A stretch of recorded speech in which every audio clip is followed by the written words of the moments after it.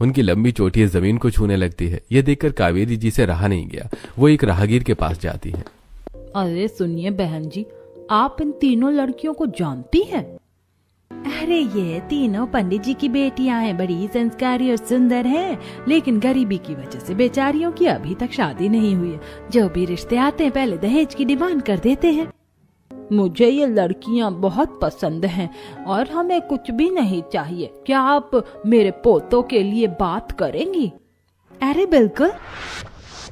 मंदिरा, मैंने तुम्हें बताया था ना उन 3 लड़कियों के बारे में। बस वही बाजार में मैंने उन्हें देखा, उनके घर गई और अपने तीनों पोतों के लिए उनका हाथ मांग लिया। जैसे ही दादी जी गांव की तीनों लड़कियों से बातें करके चुप होती हैं, अरविंद जी के तीनों बेटे एक दूसरे को देखते हुए और मुस्कुराते हैं। अरे दादी, आपने अपनी पसंद की 3 बहुएं ढूंढ ली, लेकिन हमने तो अपने पहले से ही लड़कियां पसंद कर ली हैं। माँ जी ये तो ठीक कह रहे हैं, मेरे तीनों बेटे, क्योंकि मैं हमेशा से चाहती थी कि मेरी बहुएं शहर की हों, मॉडर्न हों। मुझे गांव की लड़कियां नहीं पसंद है। भाभी को तो हमेशा से ही सीधी सादी गांव की लड़कियां पसंद है। अरे हमें किसी की पसंद से कोई ऐतराज नहीं है, हमें तो बस अपने पोतों की शादी करनी है, लेकिन शादी हम ठाकुर हवेली से ही करेंगे। इसी तरह समय बीतता है। महावीर जी के फैसले को मानते हुए शादी हवेली से ही होती है। हवेली का आंगन मेहमानों से खचाखच भरा हुआ है। चारों तरफ शहनाइयां गूंज रही हैं। तभी दरवाजे पर गायत्री, शिवानी और प्रियंका आती हैं। सारे मेहमानों की नजरें उन पर टिक जाती हैं। अरे देखो तो बहुओं को, कितनी सादगी है इनके चेहरों पर। तुम सही कह रही हो, उनके चेहरे तो देखो, कोई ज्यादा मेकअप भी नहीं किया, फिर भी कितनी सुंदर लग रही है और इनकी सुंदरता को 4 चांद लगा रही हैं इनकी लंबी चोटियां। तीनों बहुएं अपने कपड़े और लंबी चोटियों को संभालते हुए पहला कदम हवेली के अंदर रखती हैं। आओ मेरी बच्चियों, मंदिरा देख तो अपनी बहुओं को कैसे साक्षात लक्ष्मी का रूप लग रही हैं। आओ गायत्री, शिवानी, प्रियंका, तुम तीनों बहुत ही सुंदर लग रही हो। ऊपर वाला तुम्हें हर बुरी नजर से बचाए। स्टेज पर खड़े तीनों लड़के अपनी पत्नियों को देखकर खुश हो जाते हैं। मैंने कभी नहीं सोचा था कि बिना मेकअप के भी कोई इतना सुंदर लग सकता है। देख रहे हो गायत्री के बालों की चमक, ऐसा लग रहा है काली घटा छा गई हो। सही कह रहे हैं भैया, दादाजी और माँ की पसंद तो बहुत अच्छी निकली। तभी बाहर गाड़ियों की तेज ब्रेक मारने की आवाज आती है और तेज पॉप म्यूजिक बजने लगता है। नेहा, नीलम और प्रिया स्टेशन में बाहर निकलती हैं। मेहमानों की आंखें चकाचौंध हो जाती हैं। ओह माय गॉड, ये हवेली तो मेहमानों से खचाखच भरी हुई है। इतनी भीड़ में तो मेरा मेकअप डल हो जाएगा। डोंट वरी डार्लिंग, तुम्हारा HD फाउंडेशन एकदम सेट है। बस अपने इन ऐश ब्लॉन्ड बालों को संभालो, हवा बहुत तेज है। तीनों बहुएं हवेली के अंदर कदम रखती हैं। उनके छोटे बाल जो किसी के कंधे तक हैं तो किसी के कान तक, और बालों का रंग भी है, काला नहीं है। किसी के बालों का रंग गोल्डन है तो किसी के बालों का रंग लाल। तीनों बहुओं ने डिजाइनर लहंगे पहने हुए हैं और चेहरे पर हैवी मेकअप है। फाउंडेशन की इतनी परतें हैं कि मानो उनका असली रंग तो गायब हो ही गया हो। अरे भाई, ये दुल्हन है या शहर से आई मॉडल? उनके बालों का रंग तो देखो, किसी का गोल्डन है तो किसी का लाल, मानो सिर पर गुलाल फेंक दिया हो किसी ने। और चेहरे में तो मेकअप की इतनी परतें लगाई, कितने मेकअप से तो 7-8 लोगों का मेकअप आराम से हो जाए। अरे अंशिका, तेरी बहुओं ने तो मेहमानों के सामने ही नाक कटवा दी हमारी। हवेली के सारे मेहमान तो तेरी बहुओं के बालों के रंग की बात कर रहे हैं। ऐसा लग रहा है कि कहीं से होली खेल कर आई हैं और चेहरे पर इतना मेकअप लगाया है कि किसी सर्कस के जोकर जैसी लग रही हैं। अरे माँ जी, ये शहर की मॉडर्न लड़कियां हैं तो तैयार भी तो शहर की लड़कियों जैसी होंगी ना। और हवेली के मेहमान उनका मजाक नहीं उड़ा रहे, उनके स्टाइल की बातें कर रहे हैं।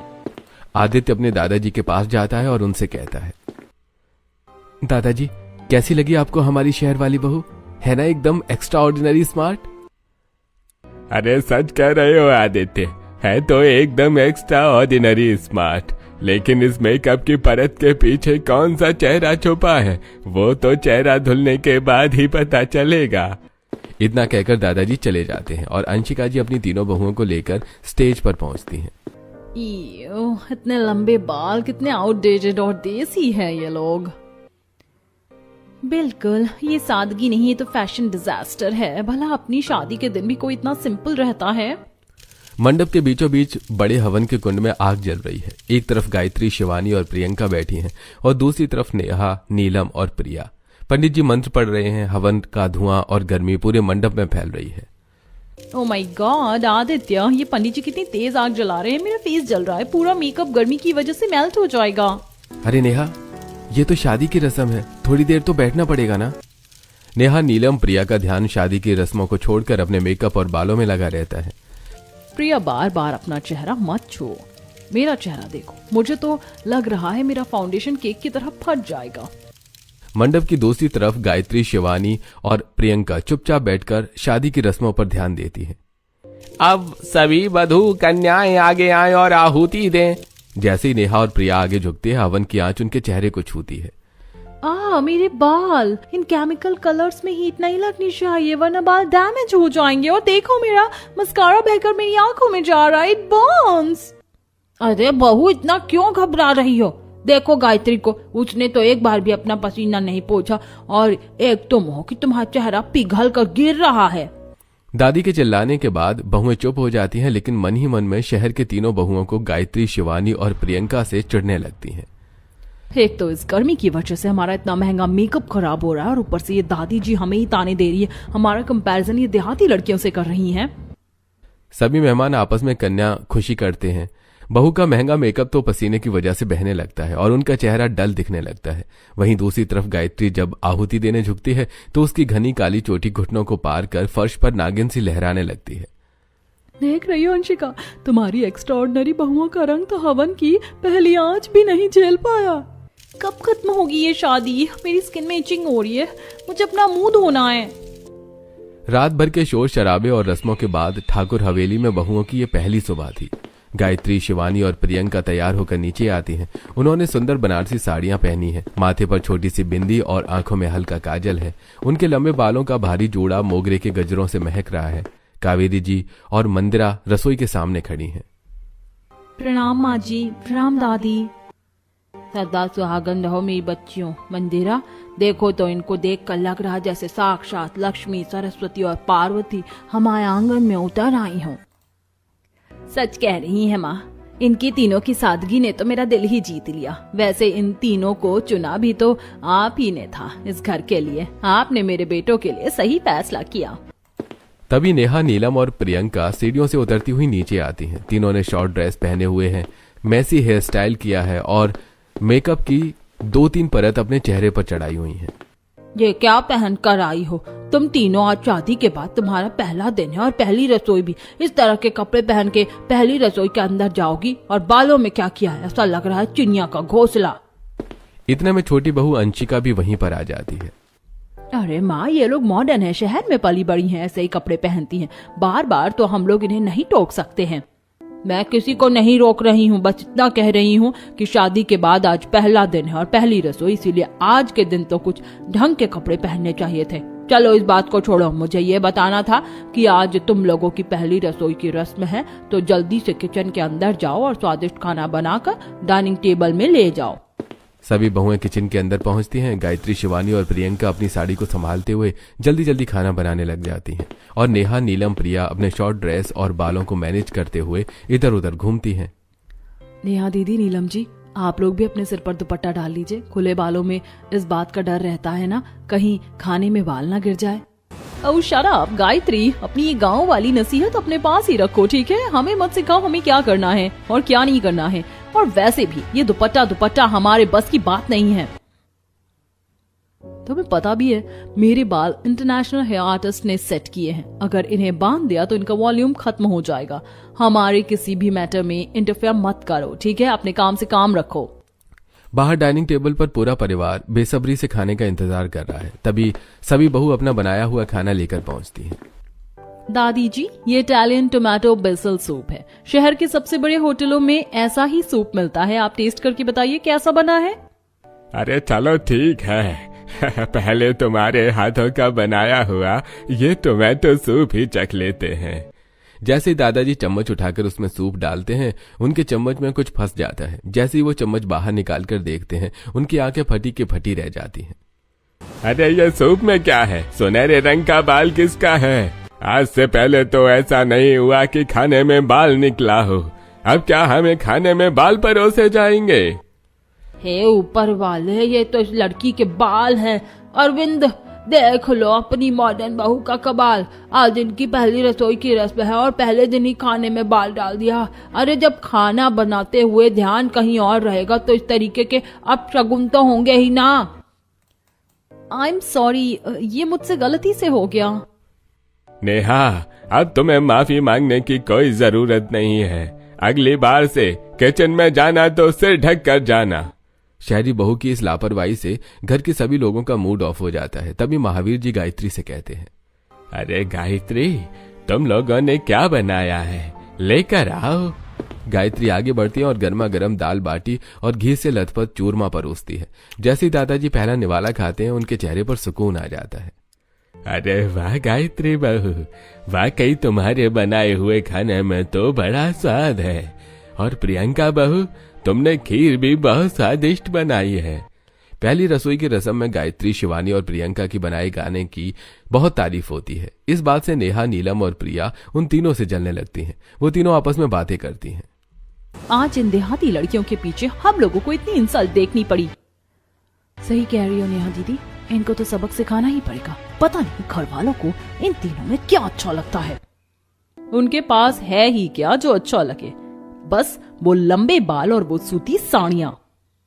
दिन गुजरता है। आज हवेली में बहुओं की मुंह दिखाई की रस्म है। नेहा, नीलम और प्रिया अपना बड़ा सा मेकअप किट लेकर गायत्री और उसकी बहनों के कमरे में जाती हैं। आज तो मुंह दिखाई की रस्म है गायत्री, तुम लोग तो मेकअप कर नहीं पाती हो, इसीलिए हम लोग तुम्हारी मदद करेंगे। अब मुंह दिखाई की रस्म में थोड़ा तो सजना संवरना पड़ेगा। नेहा, नीलम और प्रिया अपने प्लान के अकॉर्डिंग एक्सपायर फाउंडेशन 3 लेयर्स उनके फेस पर लगाती हैं, जिससे उनके चेहरे का रंग फीका पड़ जाता है और हेयर स्प्रे से उनके बालों में अजीब से हेयर स्टाइल कर देती हैं। उनके जाने के बाद शौर्य कमरे में आता है। गायत्री, ये तुमने अपने चेहरे में क्या किया? इतना सारा मेकअप लगा लिया और बालों में क्या अजीब चिड़िया के घोंसले जैसा हेयर स्टाइल किया हुआ है। गायत्री शीशे में खुद को देखकर डर जाती है, फिर शौर्य उसकी मदद करता है मेकअप रिमूव करने में। गायत्री, तुम खुद इतनी सुंदर हो कि तुम्हें किसी मेकअप की जरूरत नहीं है। मुझे तुम्हारी सादगी से ही प्यार है। शौर्य गायत्री के लंबे बालों को धुलने में भी हेल्प करता है और फिर खुद उसके बालों की कंघी करता है। थैंक यू शौर्य जी, अगर आप सही समय पर ना आते तो मैं इसी तरह नीचे चली जाती और सब लोग हमारा मजाक उड़ाते। अरे मुझे याद आया कि शिवानी और प्रियंका का भी यही हाल है। मैं उनका चेहरा साफ करवा कर आ रही हूँ। तीनों बहुएं अपने सिंपल स्टाइल से तैयार होती हैं। बनारसी साड़ियां पहनकर बालों में गजरा लगाती हैं और माथे में बिंदी और हल्का सा मेकअप, जिससे उनकी सादगी साफ झलक रही थी। वहीं दूसरी तरफ नेहा, नीलम और प्रिया पूरे मेकअप की दुकान बनी हुई थी। ओह माय गॉड, ये एसी को क्या हुआ? मुझे पसीना आ रहा है। आदित्य, जल्दी कुछ करो, मेरा मेकअप खराब हो जाएगा।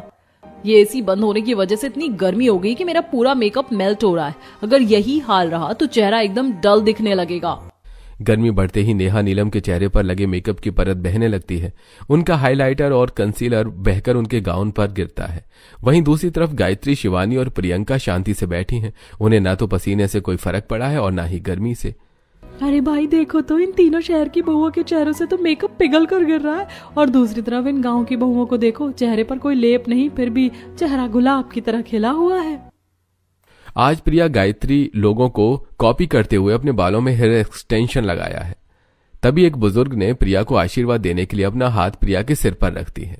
सदा सुहागन रहो बेटा। जैसे ही चाची का हाथ प्रिया के सिर से फिसलता है, प्रिया के बालों में लगे हुए हेयर एक्सटेंशन निकलकर नीचे गिर जाते हैं। इससे पूरे हॉल में सन्नाटा छा जाता है। अरे ये क्या, बहू के तो बाल ही गिर गए, तो नकली बाल लगाकर हमें धोखा दे रही थी। अरे नहीं, वो बस स्टाइल के लिए था। धोखा देना भी स्टाइल होता है क्या? तुमने गायत्री और उसकी बहनों को कॉपी करने के लिए नकली बाल तो लगा लिए, पर क्या उनके जैसे संस्कार ला पाओगी? बस करिए दादी, हर बात में हमारा कंपैरिजन गायत्री लोगों से क्यों? वो देहाती लड़कियां हमारे कंपैरिजन के लायक ही नहीं हैं। आप क्या जाने फैशन, आप तो खुद बूढ़ी हैं। शॉर्ट हेयर्स ट्रेंडिंग हैं। नेहा, आज तक हम लोगों ने माँ जी के सामने अपनी आवाज ऊंची नहीं करी, और तुम्हें आए 4 दिन नहीं हुए तुम अपनी सारी मर्यादा भूल गई। अंशिका, बहू तुम्हारी हो या मेरी, बहू तो इस घर की है ना। अभी सारे मेहमानों के सामने उसे मत चिल्लाओ, सब देखकर 4 तरह की बातें बनाएंगे। सभी मेहमान वापस चले जाते हैं। घर का माहौल रोज की तरह नहीं था। एक तरफ गायत्री और उसकी बहनें बिखरा हुआ सारा सामान सलीके से उठा रही थी, वहीं दूसरी तरफ नेहा, नीलम और प्रिया के कमरों से बहस की आवाजें आ रही थी। अरे प्रिया, क्या जरूरत थी हेयर एक्सटेंशन लगाने की? पूरी हवेली मेहमानों से खचाखच भरी हुई थी, इतने मेहमानों के बीच मजाक बना दिया। अच्छा, तो सारी गलती मेरी ही है। हेयर एक्सटेंशन लगाया था स्टाइल के लिए, ताकि मैं अच्छी दिख सकूं। और वैसे भी तुम्हारी इस हवेली में सब लोग गायत्री दी और उनकी बहनों के लंबे बाल की सिंपल लुक की तारीफ करते रहते, इसीलिए लगा लिया हेयर एक्सटेंशन। कौन गलत कौन सही है ये सब तो मुझे नहीं पता, बस मुझे इतना पता है कि आज इतने मेहमानों के बीच में मजाक बनकर रह गया मैं। कुछ समय बीतता है। आज हवेली में दादाजी के कुछ पुराने बिजनेस पार्टनर्स विदेश से आ रहे हैं।